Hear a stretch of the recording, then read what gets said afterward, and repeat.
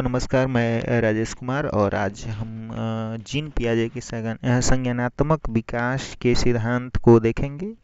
उन्होंने बच्चों में किस प्रकार से विकास होता है, किस प्रकार से बच्चे किसी वस्तु को जानते हैं, समझते हैं, इसको देखते हुए उन्होंने अपना सिद्धांत दिया जिसका नाम है संज्ञानात्मक विकास का सिद्धांत। तो चलिए हम सबसे पहले संज्ञान का अर्थ हम समझते हैं कि संज्ञान क्या होता है। संज्ञान का अर्थ उन आंतरिक मानसिक प्रक्रियाओं तथा उत्पादों से है जिससे ज्ञान का निर्माण होता है। देखिए कह रहा है कि संज्ञान का अर्थ उन आंतरिक मानसिक क्रियाओं तथा उत्पादों से है जिनसे ज्ञान का निर्माण होता है, जिसके अंतर्गत विभिन्न मानसिक प्रक्रियाएं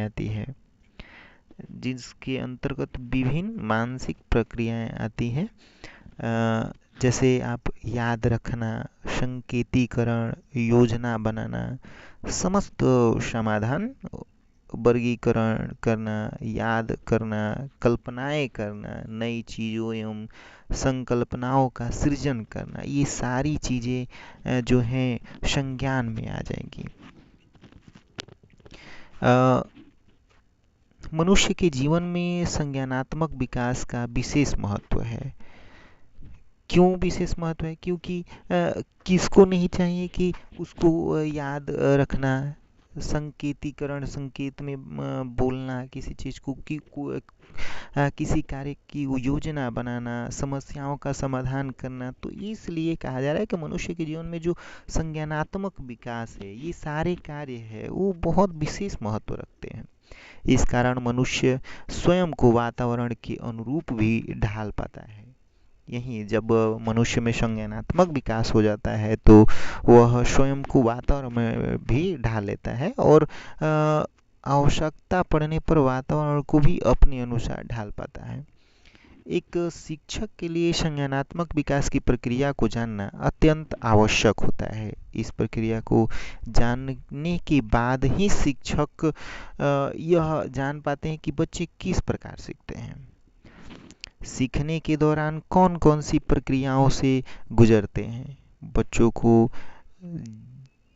किस आयु में क्या सिखाया जा सकता है। यह आवश्यक नहीं है कि एक आयु के सभी बच्चे एक ही प्रकार से सीखते हैं। हर बच्चे के सीखने का जो तरीका होता है वो अलग अलग होता है। अतः बच्चों की सोच को समझकर ही उसे पढ़ाया जाता है। अतएव एक शिक्षक के लिए संज्ञान को समझना अत्यंत महत्वपूर्ण होता है, अत्यंत आवश्यक होता है। संज्ञान का मतलब आप अभी तक क्या समझे? संज्ञान का अर्थ आंतरिक मानसिक क्रियाओं और उत्पाद से है जिससे हमें ज्ञान का निर्माण होता है। और ये आंशिक मानसिक प्रक्रियाएं क्या है? मानसिक प्रक्रियाएं किसी चीज को याद रखना, संकेतीकरण, योजना बनाना, समस्या का समाधान करना, वर्गीकरण करने, याद करना, कल्पनाएं करना, नई नई चीज़ों एवं संकल्पनाओं का सृजन करना, ये सारी मानसिक क्रियाओं के फलस्वरूप ज्ञान का निर्माण होता है। और यही संज्ञान है।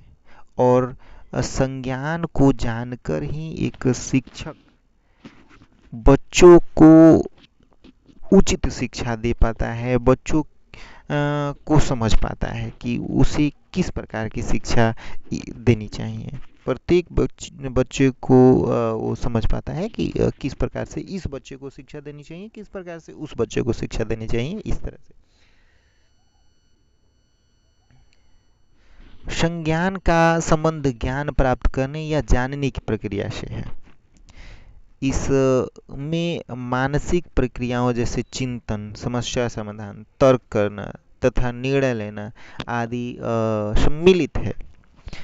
चूंकि विकास की प्रक्रिया समय के साथ होने वाले गुणात्मक परिवर्तनों को व्यक्त करती है, इसलिए संज्ञानात्मक विकास में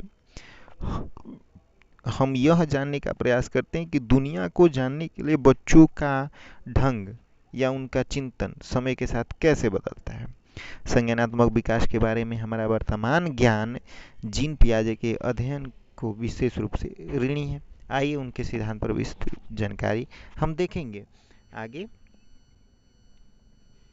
यहाँ हम जीन पियाजे का संज्ञानात्मक विकास का सिद्धांत हम देखेंगे। जीन पियाजे का संज्ञानात्मक विकास का सिद्धांत बाल विकास के क्षेत्र में एक क्रांतिकारी योगदान है। ठीक, स्विट्जरलैंड के निवासी हैं जीन पियाजे। 1896 में इनका जन्म हुआ था और 1980 में निधन हो गया। प्राणी विज्ञान में अपनी आरंभिक शिक्षा प्राप्त की, इसलिए पियाजे के संज्ञानात्मक विकास सिद्धांत में उनकी प्रारंभिक शिक्षा जीव विज्ञान का बहुत अधिक प्रभाव दिखता है। पियाजे के अनुसार बच्चे शुरुआत से ही बड़े लोगों की तरह कल्पनाओं को नहीं समझते हैं, बल्कि अपने प्रत्यक्ष और अपनी पेशीय गतिविधियों द्वारा कल्पनाओं का निर्माण एवं उनमें संशोधन करते हैं। जीन पियाजे कहते हैं कि जो बच्चे होते हैं वो सक्रिय ज्ञान के निर्माता होते हैं और अपने सिद्धांतों की रचना खुद करते हैं। और जीन पियाजे कहते हैं कि बच्चे जो होते हैं वो नन्हे वैज्ञानिक होते हैं, क्योंकि जब हम देखते हैं कि बचपन में बच्चे किसी भी चीज़ को तोड़कर देखते रहते हैं कि इसके अंदर क्या है, तो इस प्रकार इन्होंने कहा कि जो बच्चे होते हैं वो नन्हे वैज्ञानिक होते हैं। हम संज्ञानात्मक विकास के बारे में देख रहे थे कि बच्चे अपने अनुभवों को संगठित करके अपने वातावरण को समझते हैं। इस प्रक्रिया के दौरान बच्चे सक्रिय रहते हैं। पियाजे बच्चे को एक खोजी और ज्ञान के निर्माता के रूप में देखते हैं, क्योंकि बच्चे अपनी गतिविधियों के द्वारा ही ज्ञान का निर्माण करते हैं, इसलिए पियाजे इस सिद्धांत को रचनावादी दृष्टिकोण भी कहते हैं। चलिए संज्ञानात्मक विकास की मुख्य विशेषताएं जो है वो हम देखते हैं। जीन पियाजे के अनुसार बच्चे के खोजपूर्ण व्यवहार से लेकर अमूर्त तर्कसंगत विचार निर्माण तक की यात्रा में सभी बच्चे 4 अवस्थाओं से गुजरते हैं। संवेदी पेशीय अवस्था, सेंसरी मोटर स्टेज, पूर्व संक्रियात्मक अवस्था, प्री ऑपरेशनल स्टेज, और मूर्त संक्रियात्मक अवस्था, कॉन्क्रीट ऑपरेशनल स्टेज, और अमूर्त संक्रियात्मक अवस्था, फॉर्मल ऑपरेशनल स्टेज, ऐसे करके। तो हम संज्ञानात्मक विकास केवल नए तथ्यों और विचारों की जानकारी तक ही सीमित नहीं है। पियाजे के अनुसार सोचने की प्रक्रिया में लगातार बदलाव आता है। यह बदलाव धीमी गति से जन्म से परिपक्व होने तक चलता रहता है, क्योंकि हम अपने आसपास के वातावरण की समझ बनाना चाहते हैं। पियाजे के अनुसार 4 ऐसे कारक हैं जिनकी परस्पर संबंध और प्रभाव से संज्ञानात्मक विकास घटित होती है। जैविक परिपक्वता, बायोलॉजिकल मैच्योरेशन, और गतिविधि, एक्टिविटी, सामाजिक अनुभव, सोशल एक्सपीरियंस, और संतुलन, इक्विलिब्रेशन। तो समाज की जो समझ बनाने का महत्वपूर्ण वातावरण की समझ बनाने का सबसे महत्वपूर्ण कारक है जैविक परिपक्वता। यह आनुवांशिक रूप से मौजूद जैविक बदलावों के कारण होती है। अभिभावकों और शिक्षकों का संज्ञानात्मक विकास के इस पहलू पर बहुत ही कम प्रभाव पड़ता है। वे केवल बच्चों के स्वास्थ्य के लिए पोषण एवं देखभाल का ध्यान रख सकते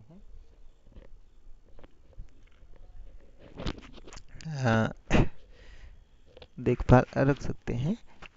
गतिविधि भी संज्ञानात्मक विकास का एक अति महत्वपूर्ण नियामक है। शारीरिक परिपक्वता के साथ साथ वातावरण में गति करने की क्षमता का विकास होता है, जिससे बच्चा और अधिक सीखता है। शारीरिक विकास के कारण बच्चा वातावरण में बहुत से कार्य कर सकता है, जैसे अवलोकन, अन्वेषण, और आसपास के लोगों के संपर्क में आने लगता है।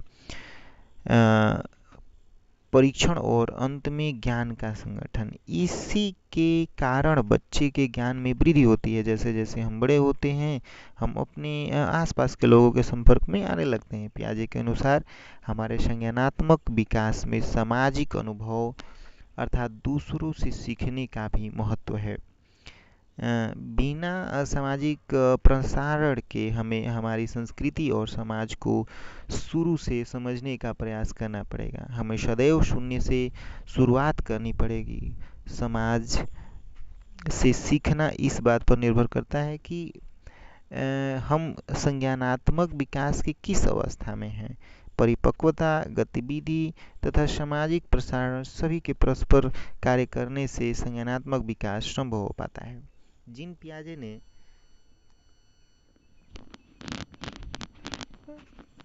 जीव विज्ञान के अपने प्रारंभिक शोध के आधार पर निष्कर्ष निकाला कि प्रत्येक प्रजाति के में दो मूलभूत प्रवृत्तियां होती हैं: संगठन और अनुकूलन की करने की क्षमता।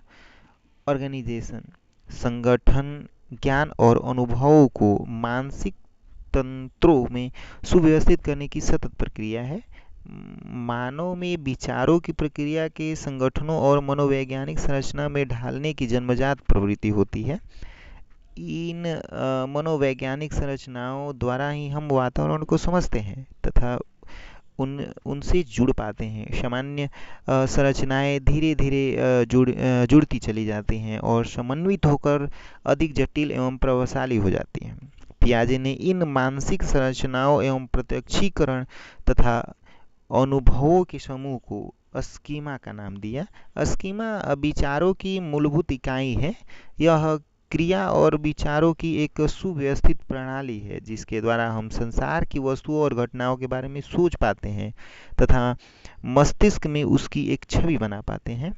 स्कीमा बहुत ही छोटे और विशिष्ट और बहुत अधिक बड़े तथा बहुत विस्तृत भी हो सकती है।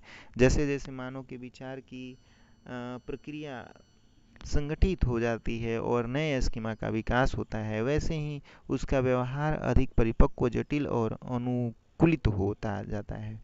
अनुकूलन करने की क्षमता मनोवैज्ञानिक संरचनाओं को संगठित करने की प्रवृत्ति के साथ ही बच्चे में वातावरण के अनुकूल होने की प्रवृत्ति भी होती है।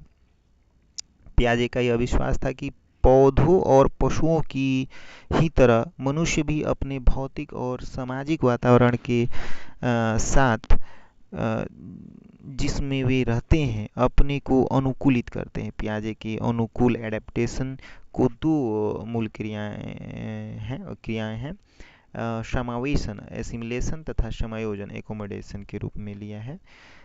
समावेशन उस प्रक्रिया को कहते हैं जिसके द्वारा नई वस्तुएं और घटनाएं ग्रहण की जाती है और वर्तमान संरचनाओं या स्कीमा के क्षेत्र में समाविष्ट की जाती हैं। समायोजन वह प्रक्रिया है जिसके द्वारा नई वस्तु या घटना को सीधे सीधे ग्रहण करने या समाविष्ट करने में होने वाले प्रतिरोध को दूर करने के लिए पहले से मौजूद संज्ञानात्मक स्कीमा या संरचना को परिमार्जित किया जाता है। मान लीजिए एक 6 महीने की आयु का बच्चा है, वस्तु को हाथ पकड़कर हाथ बढ़ाकर पकड़ने के लिए अभ्यस्त है। अगली बार वह एक बड़े आकार की वस्तु को पकड़ने का प्रयास करता है। यदि बच्चा सफलतापूर्वक नई वस्तु तक पहुंच जाता है और उसे ग्रहण कर लेता है तो पियाजे के अनुसार नई वस्तु सफलतापूर्वक संविष्ट कर ली गई है। चूंकि नई वस्तु पहले वाली वस्तु से बड़े आकार की है, इसीलिए बच्चे को कुछ श्रम करना पड़ेगा। उसे हथेली को चौड़ा कर फैलाना होगा, नहीं तो उसकी कोशिश सफल नहीं होगी। इस तरह नई वस्तु के लिए पहले से मौजूद स्कीमा को परिवर्तित करना होगा। पियाजे मानसिक संरचना के इस तरह के आंतरिक परिवर्तन को समायोजन कहते हैं। संज्ञानात्मक विकास की 4 अवस्थाएं हैं, उसको हम देखते हैं कि क्या कहा जा रहा है। जीन पियाजे का मानना था कि सभी बच्चे संज्ञानात्मक विकास की 4 अवस्थाओं से क्रमशः गुजरते हैं। इन अवस्थाओं को सामान्यतः विशेष आयु वर्ग के साथ जोड़ा जाता है। पियाजे के अनुसार बच्चे किसी एक अवस्था से दूसरी अवस्था तक पहुंचने में कम या अधिक समय लगा सकते हैं, या फिर वे किसी स्थिति में एक ही अवस्था की विशेषताएं भी दर्शा सकते हैं, या फिर किसी अन्य स्थिति में उच्चतर या निम्नतर अवस्था की विशेषताएं भी दर्शा सकते हैं। अतः बच्चे की केवल आयु के आधार पर हम यह नहीं बता सकते हैं कि किस प्रकार सोच रहा है। पियाजे आयु के स्थान पर चरण को पसंद करते हैं, स्टेज को पसंद करते हैं। वो आयु में व्याप्त होता है, जो आयु में व्याप्त होता है। चलिए, शैशवावस्था सबसे पहले होता है, और उनका जो उनके द्वारा जो दिया गया स्टेज है, अवस्था है, वो अवस्था है संवेदी पेशी अवस्था। इसमें क्या होता है हम वो देखेंगे। संज्ञानात्मक विकास के प्रारंभिक काल को संवेदी पेशी अवस्था कहते हैं। इस अवस्था में बच्चा अपनी संवेदी इंद्रियों, देखना, सुनना, चलना, छूना, चखना आदि एवं पेशीय गतिविधियों द्वारा सीखता है। ये बच्चे वस्तु अस्थायित्व के विकास को दर्शाते हैं। Object permanence. इसका अभिप्राय है कि बच्चा यह समझने लगता है कि कोई वस्तु उसके सामने उपस्थित नहीं है तो भी उसका अस्थायित्व रह सकता है। यद्यपि बच्चा उसका इंद्रियों से साक्षात अनुभव नहीं भी कर पाता है।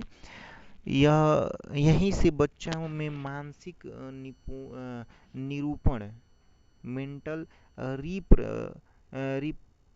रिप्रेजेंटेशन की क्षमता का विकास होता है। वस्तु अस्थायित्व से पहले बच्चे में चीजें लेकर वस्तु अस्थायित्व से पहले बच्चों से चीजें लेकर छिपाना बहुत ही आसान होता है, लेकिन इसके विकास के बाद बच्चे छिपाई गई वस्तु को यहाँ वहाँ देखने और खोजने का प्रयास करने लगते हैं।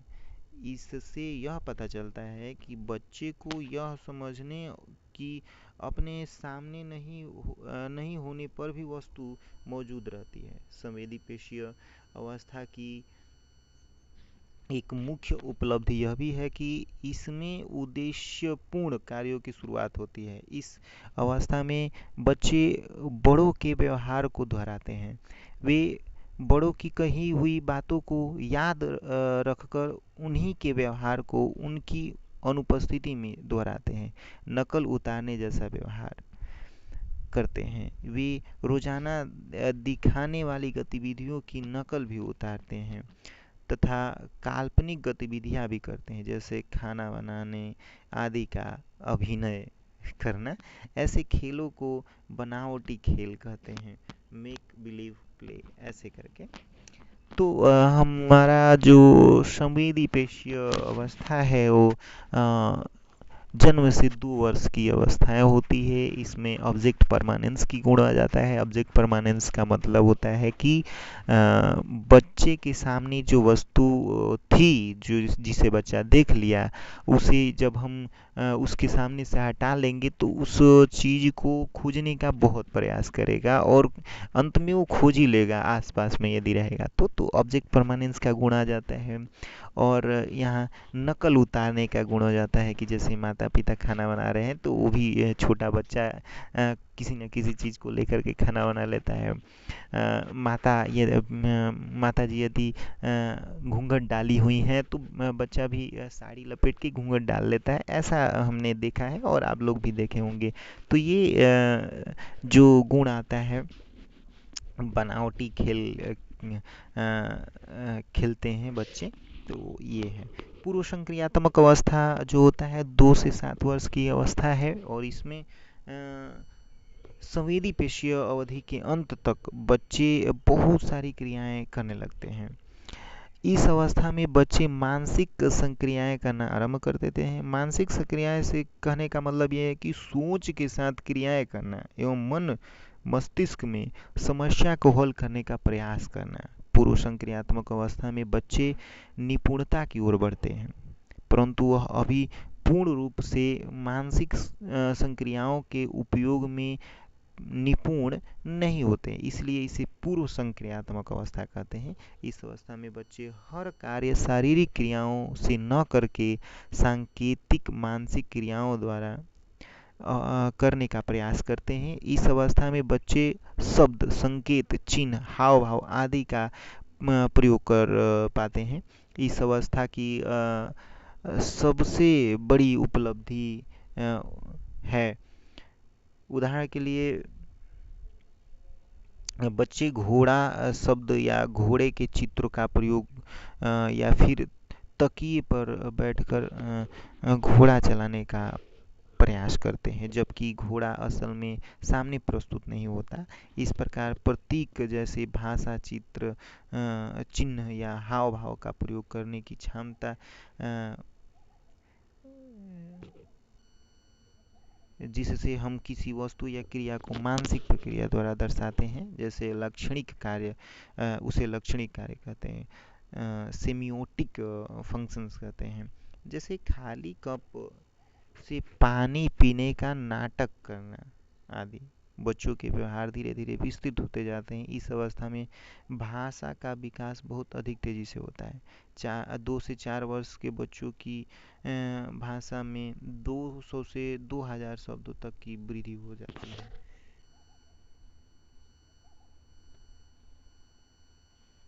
इस अवस्था के दौरान बच्चों की वस्तुओं के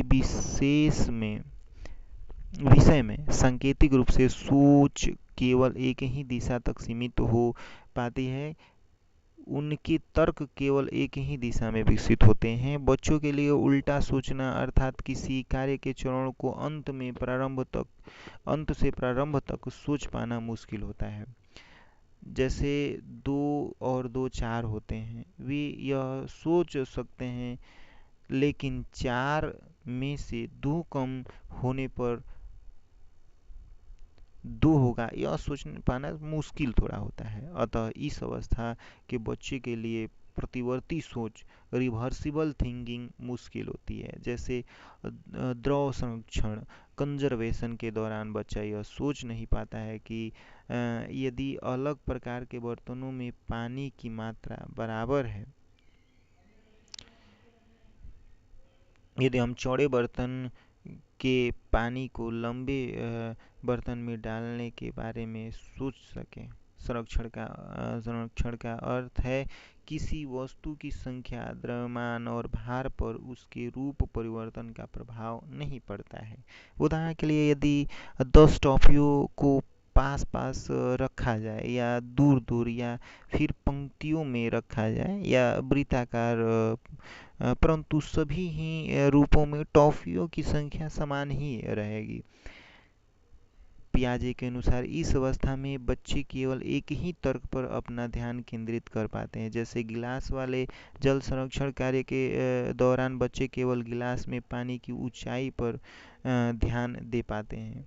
उनसे उस दौरान इस स्थिति में एक से अधिक तर्कों पर ध्यान नहीं दिया जाता, जिसे विकेंद्रीकरण भी कहते हैं। अतः इस अवस्था में बच्चे का सोचना वातावरण के प्रत्यक्ष इंद्रिय अनुभव तक ही सीमित बना रहता है। पूर्व संक्रियात्मक अवस्था के दौरान बच्चे की सोच एक तरह से आत्म केंद्रित होती है, अर्थात बच्चे के लिए आसपास के सभी अनुभव उसी प्रकार होते हैं जैसे उसके खुद के अनुभव हों। उदाहरण के लिए यदि 2 साल के स्नेहा को चूहों से डर लगता है, तो उसके अनुसार उसकी उम्र के सभी बच्चों को चूहों से डर लगता है। इस अवस्था में बच्चे अपने ही दृष्टिकोण, भाव और प्रतिक्रियाओं तक ही सीमित रहते हैं। यही कारण है कि इस उम्र में बच्चे यह नहीं समझ पाते हैं कि उनके सामने खड़े व्यक्ति का सीधा हाथ उसी दिशा में नहीं है जहां उनका अपना हाथ है। पूर्व संक्रियात्मक अवस्था के बच्चों के लिए वस्तुओं को उनकी श्रेणी तथा उपश्रेणी में बांटने में दिक्कत आती है। उदाहरण के लिए यदि बच्चे को 16 फूल दिखाए जाएं, जिनमें से 12 लाल और 4 नीले हों, और उनसे पूछा जाए कि क्या लाल फूल ज़्यादा है या कम, तो बच्चा यह नहीं सोच पाता है कि लाल और नीले फूल एक बड़ी श्रेणी फूल में ही आते हैं। पूर्व संक्रियात्मक अवस्था के दौरान बालकों के बनावटी खेल और जटिल हो जाते हैं। वे दूसरे बच्चों के साथ मिलकर सामाजिक नाटकीय खेलों के दौरान मम्मी पापा का नाटक करना, मैडम बनकर बच्चों को पढ़ाना आदि खेलते हैं। मूर्त संक्रियात्मक अवस्था देखते हैं। मूर्त संक्रियात्मक अवस्था में बच्चे वातावरण में उपस्थित तार्किक स्थायित्व, लॉजिकल स्टेबिलिटी को समझ पाते हैं। वह यह जान पाते हैं कि आकृति या आकार में परिवर्तन के बावजूद बच्चों की कुछ विशेषताएं समान या अपरिवर्तित रहती है, तथा यह परिवर्तन हम चरणों को अंत से प्रारंभ तक करके भी देख सकते हैं। पियाजे के अनुसार बच्चे इस अवस्था में संरक्षण की समस्या के समाधान में सुधार कर पाते हैं। इस अवस्था में आकर तर्क के 3 मुख्य पहलुओं का विकास होता है। पहला, यदि किसी वस्तु में कुछ जोड़ा या घटाया जाए तो वह समान रहती है, चाहे उसके बाहरी रूप में परिवर्तन कर दिया जाए। इसे पहचान, आइडेंटिटी कहते हैं। दूसरा, प्रतिपूर्ति, कंपजेशन, अर्थात यदि एक दिशा में बदलाव हो तो दूसरी दिशा में भी बदलाव होगा। जैसे यदि गिलास पतला है तो पानी की ऊंचाई में वृद्धि होगी। तीसरा, प्रतिवर्तन, रिवर्सिबिलिटी, अर्थात बच्चे बदलाव को अंतिम से प्रारंभिक चरण तक मानसिक रूप से सोच सकते हैं। उदाहरण के लिए, यदि चौड़े मुंह के बर्तन से लंबे मुंह के बर्तन में पानी डाला जाए तो पानी की ऊंचाई का स्तर क्या होगा, वे यह सोच पाने में सक्षम होते हैं। इस अवस्था में बच्चों में वर्गीकरण करने की क्षमता का विकास होता है। बच्चे एक विशेषता के आधार पर चीज़ों को समूहों में बांट सकते हैं। जैसे मुर्गा, शुतुरमुर्ग आदि सभी पक्षी की श्रेणी में आते हैं। वे वस्तुओं को छोटे से बड़े के क्रम और बड़े से छोटे के क्रम में भी लगा सकते हैं, जिसे क्रमबद्धता कहते हैं। उदाहरण के लिए, यदि राम श्याम से लंबा है और श्याम हीना से लंबा है तो राम हीना से लंबा है, ऐसा करके। इस अवस्था में वर्गीकरण, संरक्षण, क्रमबद्धता, प्रतिवर्तन आदि संज्ञानात्मक विशेषताओं के साथ ही बच्चे की सोच की एक जटिल और पूर्ण संरचना का विकास होता है। इस अवस्था की एक सीमा यह है कि बच्चे की सोच केवल मूर्त स्थिति या भौतिक यथार्थ तक ही सीमित होती है। बच्चा तर्क को केवल मूर्त स्थितियों में प्रयुक्त कर सकता है, वे काल्पनिक अथवा अमूर्त समस्याओं के विषय में नहीं सोच पाता है। साथ ही वे उन स्थितियों के बारे में भी नहीं सोच पाते हैं जिनमें एक साथ कई क्रियाओं का प्रयोग होता है। इनकी विशेषताओं का विकास बाद में घटित होता है।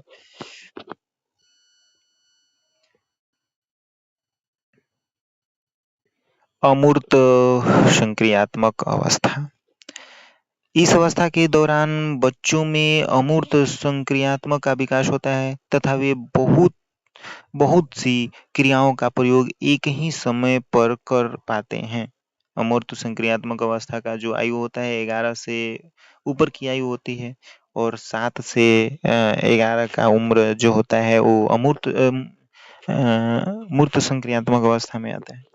यह आगे हम देखते हैं कि यह आवश्यक नहीं है कि बच्चा जिस स्थिति के बारे में सोच रहा है उस स्थिति का पूर्व में कभी अनुभव भी किया हो। वह मात्र कल्पना द्वारा ही स्थिति को समझ पाता है। उदाहरण के लिए, यदि सभी किसानों ने खेती करना छोड़ दिया हो तो क्या होगा। इस अवस्था में आकर बच्चे में परिकल्पना आधारित निगमनात्मक तार्किक चिंतन का विकास होता है। यह समस्या समाधान की यह एक विधि है जिसमें बच्चा समस्या के सभी कारकों की पहचान करता है। तत्पश्चात निगमन विधि का प्रयोग करके प्रत्येक समाधान का विश्लेषण करता है। इस अवस्था में आगमन निगमन का प्रयोग भी कर पाते हैं, जिसमें पहले विशिष्ट परिस्थितियों का अवलोकन किया जाता है और फिर सामान्य निष्कर्ष तथा सिद्धांत का निर्माण किया जाता है। बच्चे यह समझ पाते हैं कि सभी लोगों के अलग-अलग विचार, दृष्टिकोण, भाव तथा प्राथमिकताएं होती हैं। वे अपने विचारों को दूसरों की तुलना में आंकने लगते हैं। इस अवस्था के बच्चे वैज्ञानिक कल्पना के उपन्यासों में भी रुचि लेने लगते हैं। बच्चे सभी विकल्पों में से आदर्श विकल्प का चुनाव निगमन विधि द्वारा कर पाते हैं। बच्चे समाज, राजनीति में रुचि लेने लगते हैं क्योंकि वे एक आदर्श समाज की कल्पना कर पाते हैं, खुद के भविष्य का चुनाव कर सकते हैं। पियाजे के अनुसार अधिकतर वयस्क कुछ क्षेत्रों में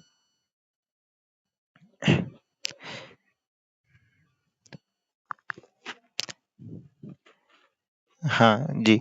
पियाजे के अनुसार वयस्क जो हैं कुछ क्षेत्रों में भी अमूर्त संक्रियाएं सोच पाते हैं जिनमें उनकी रुचि या अनुभव होता है। यह जरूरी नहीं है कि वे हर क्षेत्रों में अमूर्त रूप से सोच पाए। यह भी एक विवाद का विषय है कि क्या सभी बच्चे अमूर्त संक्रियात्मक अवस्था तक पहुंच पाते हैं।